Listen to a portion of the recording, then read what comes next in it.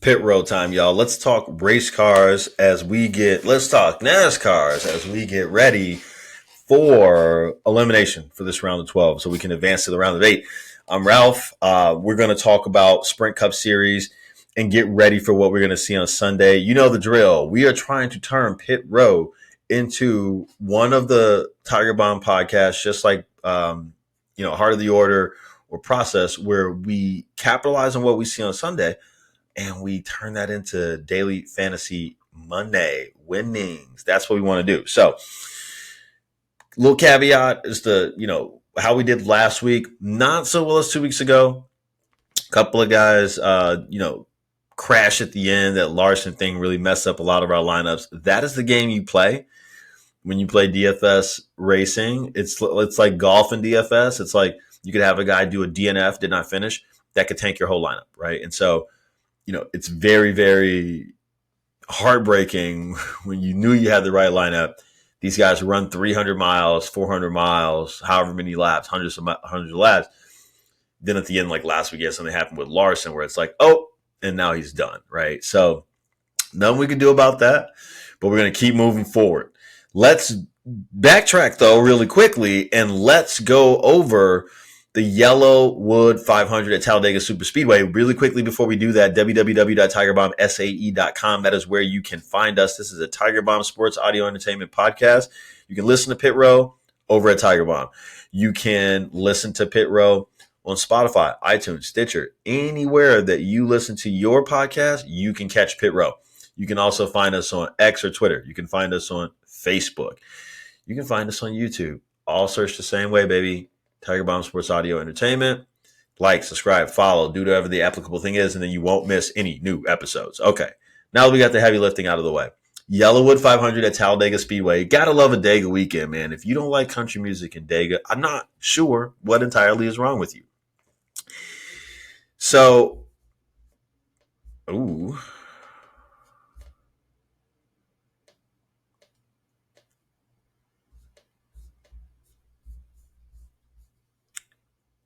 Oh, you guys know what's funny? I'm sorry about that pause. I was looking at my notes here. I usually take notes on my laptop, but there was a lot going on this past weekend. So what I did was I finished the notes on my laptop, but I started them on my phone. So I apologize about that, but we are green now, Talladega. Very formal start. We get 2 straight lines to start out. And then right away, the order becomes Logano, Almirola, who qualified on the pole. Larson, Herbst qualified well. Also, if you watch qualifying, that was a nice surprise for him. Briscoe next, shake and bake today as far as the color scheme goes. Brad K, Byron, Cindric, Blaney, Wallace early now.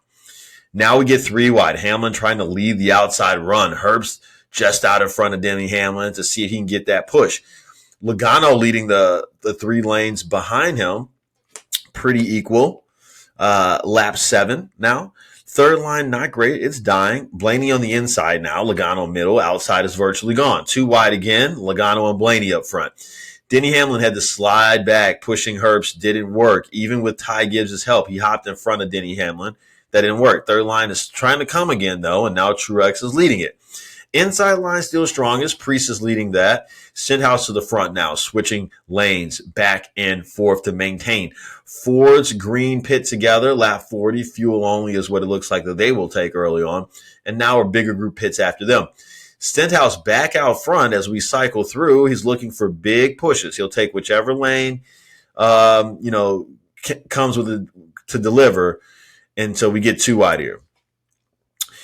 Cindric getting a big push from the 12 of Blaney inside. So the order becomes Stenhouse, Cindric, Busch, Blaney, Haley, Byron, Harvick, Larson now. 3 to go in the stage. We're tight packed. Cindric and Stenhouse battle for the lead. Blaney getting the push, and we get a caution. Chastain on the outside into the wall with some help from the 8. So Blaney takes the stage. The 1 is in dire straits as we end stage 1, though. So he's going to have to figure it out. We get the restart now. Blaney inside, Elliott outside. The 5 is pushing his teammate. Scraggler is thinking of a third line way back. Larson and Chase dip down low. Bowman on the outside now. Let's see if he stays or slides down with his buds. Cindric behind Bowman. Okay, Bowman does slide down with his buds. Cindric leading the outside. Ford's outside, Chevy's inside at this point at Talladega. But the third line is coming back now. Cindric's line is dying a bit in the middle because of this. Eric Jones leading that third lane strong. He dips down to the inside. McDowell now leading the outside. Back down to 2 lanes at this point in the race. 16 to go in stage 2. Hamlin is now leading the inside, but he leads some green flag pits now. When he gets hit for speeding, Cindric too. So that's going to put a cramp in their styles. Logano out front as we cycle through, so the new order becomes Logo, Brad K, Austin Dillon, LaJoie now, Byron, Almirola, Larson, Briscoe, Busch, Suarez now. Hamlin messes up the second and third lines, trying to fall back in eventually. 5 to go in stage now. Byron now. 3 to go in stage now. Single file up top. Cindric filing in also hit for speeding before. Brad is third. He pops out, makes a second line. A lot of takers. The 24 has limited him. Brad K, the 24 is limited him. Brad K narrowly takes the stage from Byron. The 24 was right there, right on his heels. Logano is third.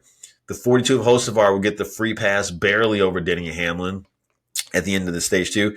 And then we get at this point in the race, we got a gas can light pit road on fire. That was Ty Gibbs' team that had that actually happen to them. So we go green again now for the third stage. Larson inside, Logano outside. Brad K is pushing Logano at this point with 61 to go now. And it's been tame, but we're bound to see fireworks and wrecks as we inch closer to the end. This has been tame for Talladega, but you know how Talladega is. Under 50 to go. 54 lead changes today, only 2 cautions. Surprising. Logano leading via the middle lane. Hamlin ahead in the outside lane. Larson inside. Both inside and outside pretty far behind center. Center line has the momentum at this point in the race. Huge run. Boucher jumps to 17 in front of Hamlin, and the outside is alive. Logano holding. Byron inside now, bringing Blaney with him. 39 to go. Denny inside now, middle lane. Logano pushing Hamlin. 31 to go now. 4 wide at points now, if you can believe it. Byron out front, though. Almirola up top. He's strong now. Everybody will be moving to the bottom because we still have to pit to make it to the end. So Almirola slides down low. The 4 of Harvick is up top, and maybe he slides down low. We get a caution and a wreck. Brad K, Austin Dillon, all involved. Ty Gibbs involved. Hocevar cooked for the day. Brad K looks to be done for the day as well.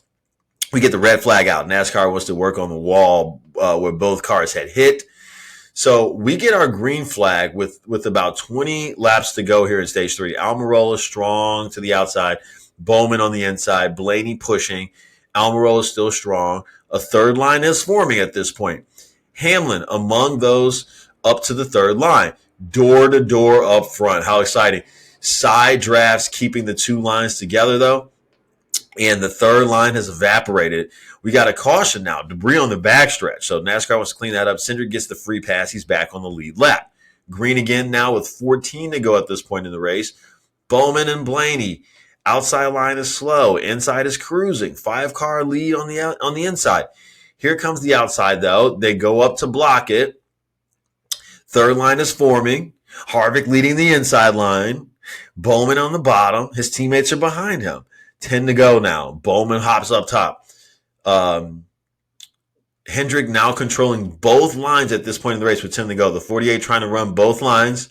Harvick pushing the 48. Elliott out in front inside, though, now. Bowman back down in front of Elliott. He's going back and forth at this point. Bowman gets pushed into the middle.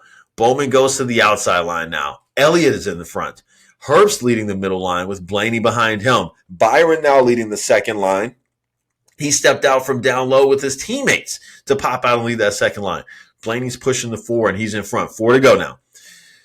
Harvick going back and forth now. Harvick down low, blocking Byron. Blaney's in the middle with Hurst pushing. Outside line, Elliott is way back. 1 to go now. Harvick is clear of the 12. 12 to the inside. The 12 with the push down with Byron pushing. Blaney and Harvick. Harvick and Blaney. Harvick is getting the push outside. Blaney pushed by Byron, who hops down low. The 36 of Hurst running into folks, but Blaney takes it. Barely by the smallest margin. Blaney is advancing. Oh, mama. Denny with a great 4th place finish. Nice, exciting finish to Talladega. We didn't see a lot of the crazy wrecks and stuff that we would expect. They did see the crash at the very end, at the end as the race was concluding there, but pretty tame in terms of Talladega in general, if you ask me. So that is what we saw last week. That sets us up for Elimination Sunday this week. Get your popcorn ready, you guys. We're going to Bank of America ROVAL 400 at the Charlotte Motor Speedway road course. We's going to North Carolina, Concord to be exact. This is a 2.28 track mile length. So this road track is unlike any other in NASCAR. Unlike any other in NASCAR. Cup Series purse going to be set just over $7.6 million for this one. Race distance is going to go 109 laps. So we got 252 miles with stage breaks at 25, 50, and 109. Defending winner would be Christopher Bell, who had the walk-off victory here in fall 2022. So as we look forward to Sunday's race, after excited Talladega, 6 spots are up for grabs. Only 6 instead of 8 because William Byron already punched his ticket. Ryan Blaney already punched his ticket. So they're into that next round via those wins, but we still got a couple of spots up for grabs. Now, the final transfer spot, that's actually separated only by 2 points between Buescher and Reddick. Between Brad Keselowski and Reddick. This does not bode well for Brad K. Reddick is a 3-time winner on road courses, so he has a little bit of the advantage over Mr. Brad K. Keselowski. Now, stage breaks are going to return to the road course here on Sunday. All year, we've not had stage breaks, and they were run without cautions at the end of the stages for all the road races. That's going to change on Sunday. So what that means is a lot of teams are going to have to flip-flop the strategy and then pit with a few laps remaining in the stage so they can gain track position at the start of the next stage.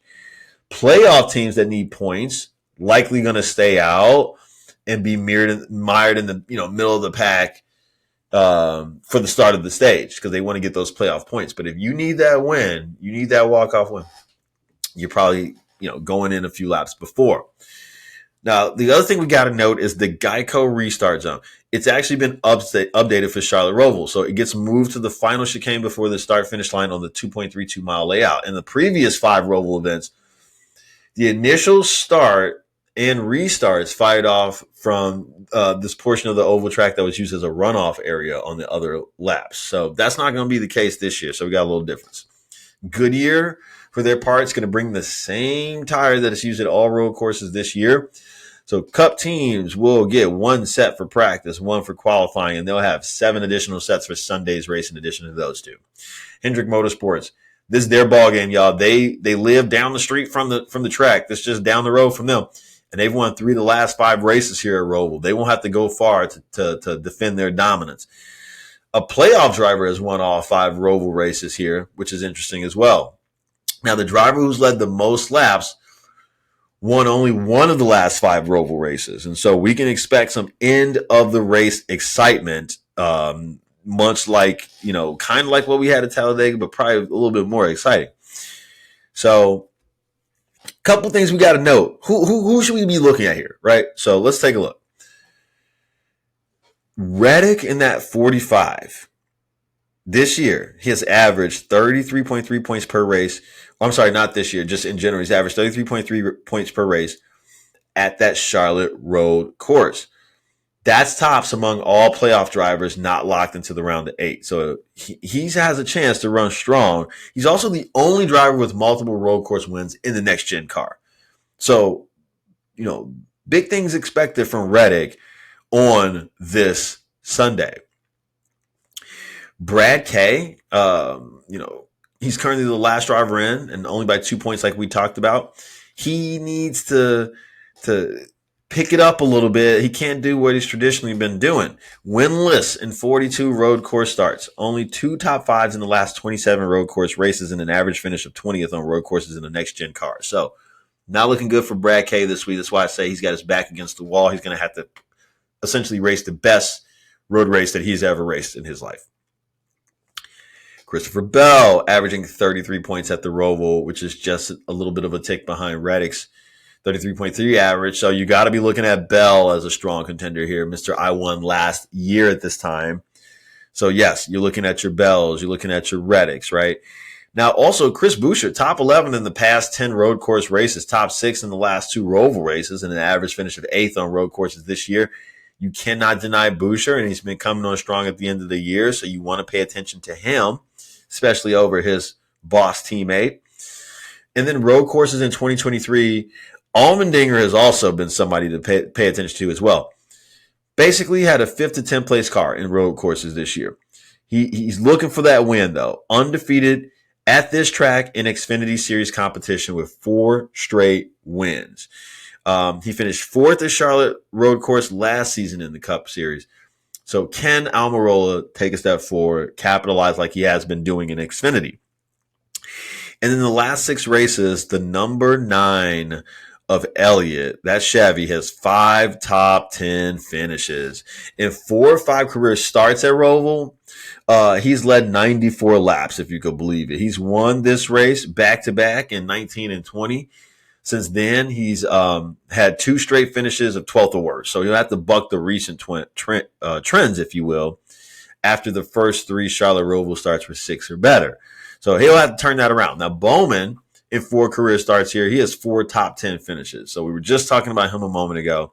And even more reason to think about, Hendrick, Allmendinger, Reddick. We're putting it together, who you guys should be looking at, right? Buescher. Bowman is the only active Cup Series driver to never finish outside the top 10 at the Charlotte Roval. His best finish was 2nd in 2019, but he's only led 2 laps in those 4 starts. So he's got 35 to 1 odds, but these are the guys that I feel like we got to pay attention to this week. If you can get there, do that and anchor everything you're doing off of Hendrick, Allmendinger. I just like those guys, right? You want to take a look there at Reddick too.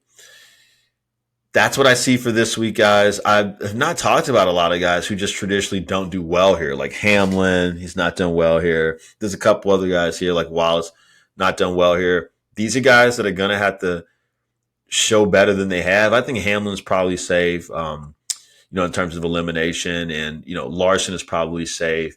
But there's a lot of guys that are fighting for a spot that don't have great road course results, especially here. So we're looking to pull, some magic out of the hat on Sunday. But that's what I got for you. Guys, hopefully you enjoyed this episode, and hopefully you enjoy the race on Sunday. Enjoy your long weekend if you have it. We will watch it all go down on Sunday. And then you know the drill. We'll come back here next week and talk about what we saw and get ready for the round of 8. Peace.